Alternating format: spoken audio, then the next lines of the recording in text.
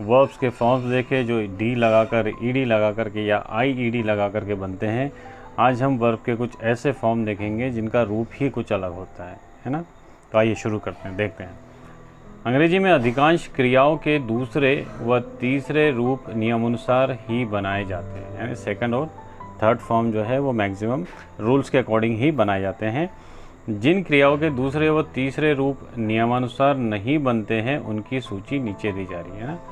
ऐसी वर्ब्स जिनके सेकंड और थर्ड फॉर्म किसी रूल के अनुसार नहीं बनते हैं उनकी लिस्ट हमको नीचे दी गई है ना। तो आइए देखते हैं।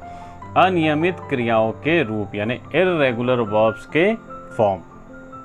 निम्नांकित क्रियाओं एवं उनके रूपों को एक बार दो बार भली भांति पढ़े, यानी ये जो वर्ब्स है इनको आप बिल्कुल बहुत ध्यान से एक बार दो बार गौर से पढ़ें। इन क्रियाओं के दूसरे और तीसरे रूप में क्या परिवर्तन हुआ है उस तरफ ध्यान देते हुए इनका अध्ययन करें और फिर इस बात पर गौर करें, इस बात पर ध्यान दें कि इनके सेकंड और थर्ड फॉर्म में क्या चेंज हुआ है ना। फिर उस तरीके से उसको अध्ययन करें, उसकी मतलब उसको याद करें। तत्पश्चात इन क्रियाओं के रूपों का हम अलग क्रम से अभ्यास करेंगे और फिर जब हम ये पढ़ लेंगे, अच्छे से हमको समझ आ जाएगी, याद हो जाएंगे, तब हम इसका आगे प्रैक्टिस भी करेंगे।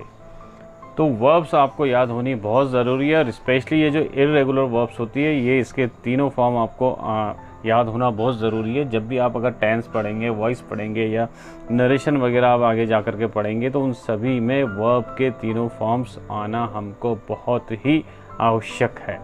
तो आइए शुरू करते हैं। पहला रूप यानी फर्स्ट फॉर्म प्रेजेंट, दूसरा रूप सेकंड फॉर्म, इसको हम लोग पास्ट कहते हैं, तीसरा रूप ये भी पास्ट पार्टिसिपल होता है। फर्स्ट अराइज, अराइज का मतलब होता है उत्पन्न होना, अरोज, अराइजन। ये देखिए इसके तीनों फॉर्म अलग है ना। First form arise, second form में हो गया अरोज, स्पेलिंग भी चेंज और प्रोनाउंसिएशन भी चेंज। थर्ड है आपका अराइजन, इसमें भी स्पेलिंग चेंज और प्रोनाउंसिएशन चेंज। बी, बी का मतलब होता है होना या रहना, second form was, been.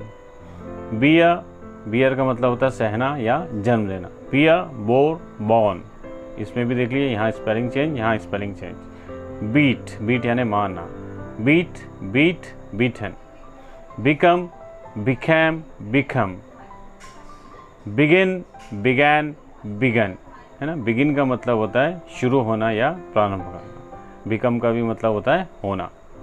Band, band यानी झुकना, सेकंड फॉर्म बैंट, बैंट। बैट, शर्त लगाना, बैट, बैट। बिड, नीलामी में बोली लगाना, उसको बिड कहा जाता है। बिड, बिड, बिड आदेश देना। दूसरा जो बिड है BID, स्पेलिंग भी सेम है, प्रोनाउंसिएशन भी सेम है, लेकिन मतलब अलग अलग है ना। एक बिड होता है जो हम लोग नीलामी में बोली लगाते हैं और एक बिड होता है आदेश देना, हुक्म देना। इसका सेकंड फॉर्म चेंज देखिए, बैड है ना, या बिड भी हो सकता है, बिडन या बिड। बाइंड, बाइंड यानी बांधना, बाउंड, बाउंड। बाइट यानी काटना, बिट, बिटन।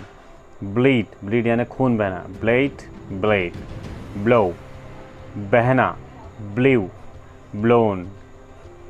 ब्रेक यानी तोड़ना, ब्रोक, ब्रोकन।